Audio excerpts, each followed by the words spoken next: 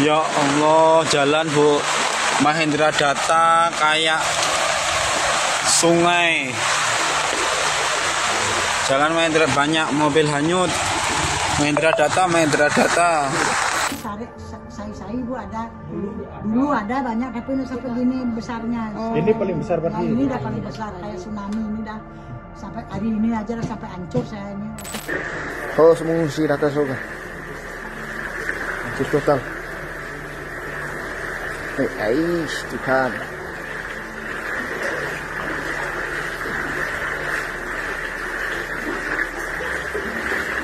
Tahunnya saya udah jam 2:30, tapi tidak Oh, airnya sudah tinggi ya, oke. Ini sama berapa orang Bu? Ngungsi satu keluarga?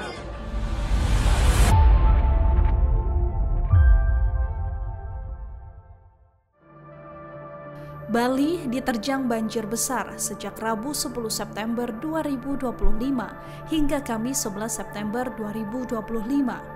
Jumlah korban tewas akibat banjir menjadi 14 orang.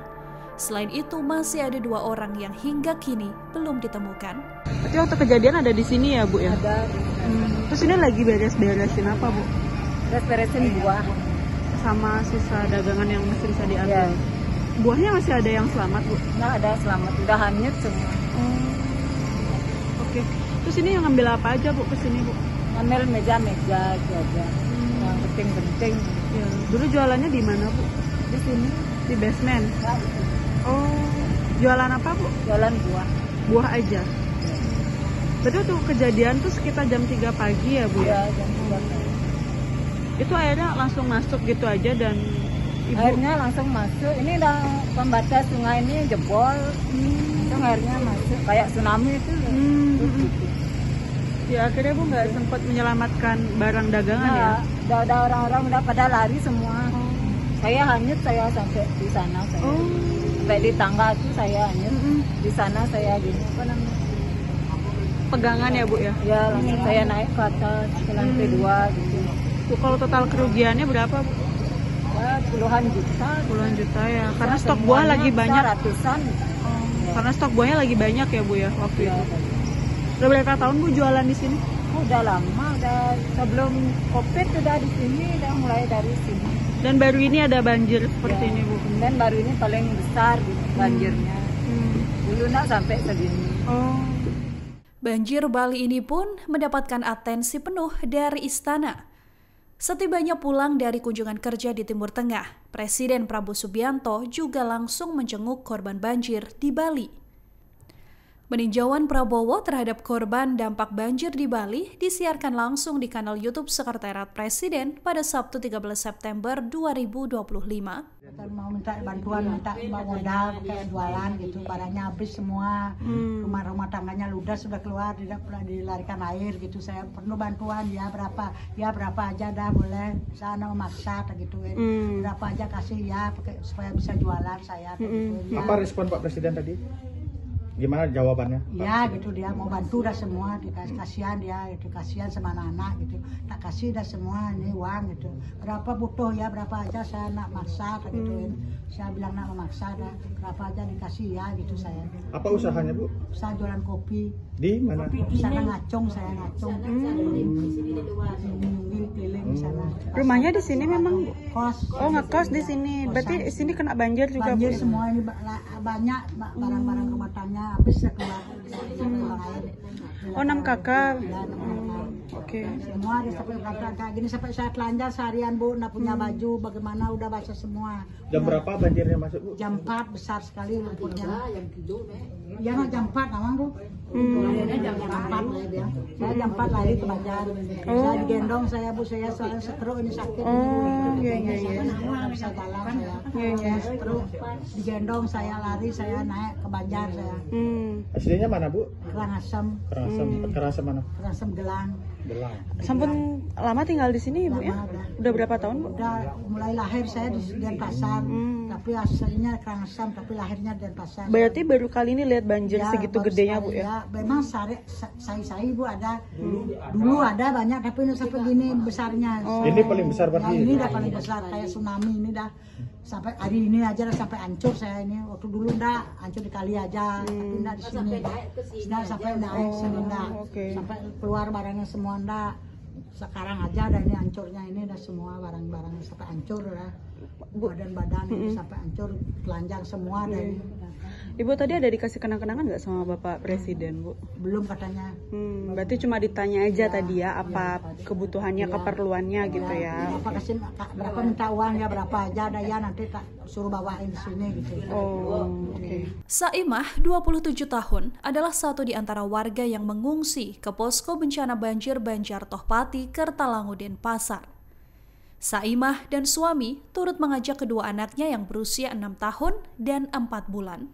Waktu banjir itu taunya jam berapa tadi, Bu? Tahunnya saya udah jam 2:30, tapi udah air udah naik semua. Oh, airnya sudah tinggi ya, oke. Ini sama berapa orang, Bu? Apa namanya ngungsi? Satu keluarga. Anaknya 2. Anaknya umur berapa aja, Bu? 6 sama 4 tahun. Oh, umur 6 sama 4 bulan. 4 bulan, oke. Sama suami berarti ya, Bu ya. Oke. Itu kira-kira udah berapa lama ngekos di sana, Bu? Belum 1 bulan. Oh, baru 1 bulan ya. Oh, oke. Kira-kira sampai kapan mau ngungsi di sini, Bu? Masih dikasih tahu soalnya kan bahwa di sana belum dibersihkan, banyak lumpurnya masih. Berarti nanti yang bersihkan Ibu atau yang punya kos? Oh, oke. Berapa biaya sewa kosnya sebulan di sana? 800 kalau bisa. 800. 50 sama wifi. Oh, oke. Ada listrik sama air kayak gitu ya. Oh, oke. Oke. Waktu kejadian tuh kan apalagi ada bayi, Bu, itu gimana, Bu, bisa menyelamatkan anak-anak? Langsung ada air datang, terus kita langsung bangun. Kita kan pikiran kita di luar airnya dikit, terus anaknya udah ke itu kena air semua, udah ini diangkat saat ini, saya angkat ini, saya angkat yang besar. Abis itu kita buka pintu, udah airnya masuk semua, kita udah separuh. Airnya langsung naik semua, langsung kita yang anak yang cewek yang satunya tuh dinaikin di kompor dulu kan agak tinggi, tapi dia nangis teriak-teriak, kita keluar dulu, terus ini menyelamatkan yang tadi. Kita kan kayak ada sekatan kan kos-kosan itu tinggi temboknya, kita mau naik ke pelakon gitu, kita gotong royong sama semua tetangga di sana, kos-kosan kita gotong royong, bayinya ada yang megang, saya yang ada yang dinaikin. Pokoknya yang anak kecil-kecil dulu dinaikin semua. Iya, berarti pas tidur posisinya ya, Bu? Posisinya tidur semua, makanya yang di sebelah itu yang tahu duluan, jadi kita dibangunin, bangun banjir. Kita teriak-teriak. Jauh dari lokasi pengungsian, Bu, kosnya? Atau dekat? Lumayan dekat. Saya pas di aliran sungainya. Oh. Jadi deras sekali ya. Saya dievakuasi baru jam 8. Oh. Jam setengah 3. Jam setengah 3. Pusatnya banjirnya itu. Oh. Kita terendam banjir selama berapa jam, dari jam setengah 3 sampai jam 8. Jam 8 nih pagi itu ya. Baru aja. Dan air baru surut jam segitu berarti. Udah lumayan surut setengah meter udah. Tapi kan arusnya masih deras. Iya, oke. Resiko. Makanya kita milih diem aja dulu. Kita nggak bisa kemana. Banjir besar yang melanda Bali ini sekaligus menjadi penanda agar pemerintah setempat bersih-bersih dan melakukan evaluasi total. Bupati Badung, Wayan Adi Arnawa sendiri menegaskan perlunya adanya evaluasi tata ruang. Hal ini sebagai langkah pencegahan agar banjir tidak terulang. Pemanfaatan ruang menurutnya tak boleh hanya berorientasi pada sisi komersial, tetapi juga memperhatikan aspek lingkungan dan fungsi alami aliran sungai. Ya, hari ini saya setelah saya menghadiri acara balik ke Kadiaksa tadi di Kejati, saya memang sengaja untuk melihat langsung, memantau langsung pasca kejadian banjir kemarin ini di beberapa titik di Badung ini. Dan salah satunya di Gadon ini yang kelihatannya memang cukup parah sekali. Memang dari segi ruang juga ini perlu kita evaluasi juga di sini. Saya juga tadi sudah tahkan Pak Camat sama Pak Perbekal untuk berkoordinasi juga dengan pihak developer, termasuk juga mungkin saya akan memanggil Kadis Perkim terkait dengan kondisi di lapangan saat ini. Memang selama ini mungkin kita mengabaikan untuk bagaimana Tapi kenyataan faktor 8 ketika ada bencana kayak kemarin ini tentu ruang-ruang yang memang ya menjadi aliran air sungai ini, kalau itu memang diperkecil atau ditutup, ini akan menjadi berbahaya.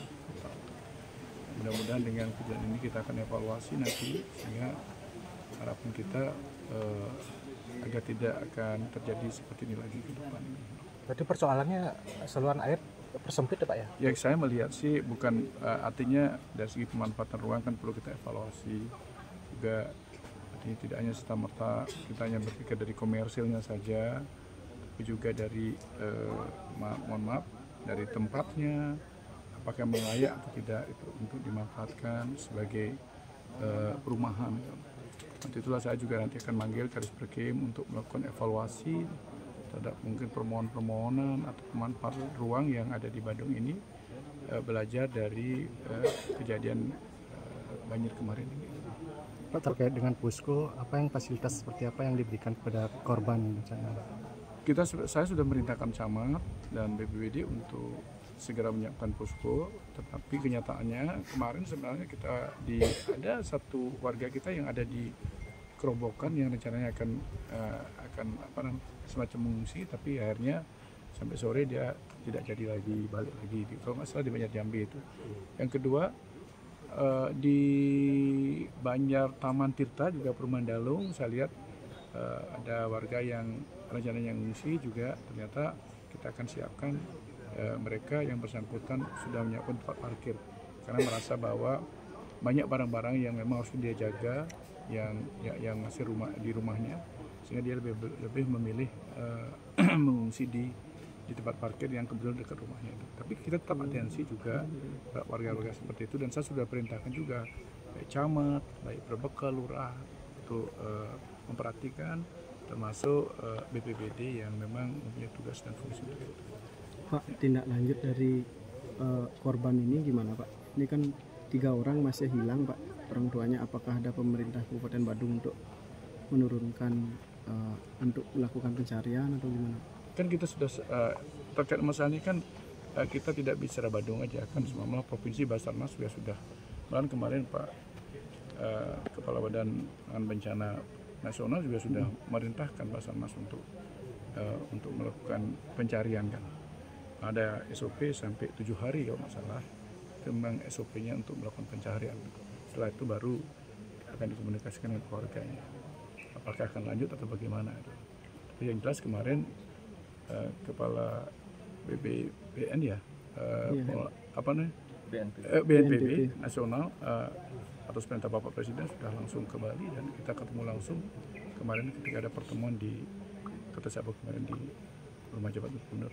Pak, Dewi Sri kan menjadi tempat penanganan banjir Pak. Apa sih kedepannya yang akan dilakukan Pak?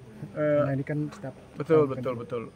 Kemarin kami sudah langsung ke Dewi Sri, dan itu persoalannya kan ada satu aliran sungai di Cekung di daerah